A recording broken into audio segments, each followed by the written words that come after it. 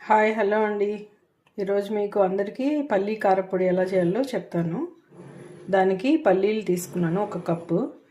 ఎండుమిరపకాయలు లైట్గా ఆయిల్లో రోస్ట్ చేసి పెట్టుకున్న ఎండుమిరపకాయలు, కొంచెం నువ్వులు కూడా వేసానండి నేను టేస్ట్ కోసం. సాల్ట్, అంతే. ఈ 4 పల్లీల కారపొడి చూపిస్తాను. ఎండుమిరపకాయలని మిక్సీ వేసుకోవాలి ఫస్ట్. తర్వాత దానిలోనే దొడ్డుప్పు వేసాను.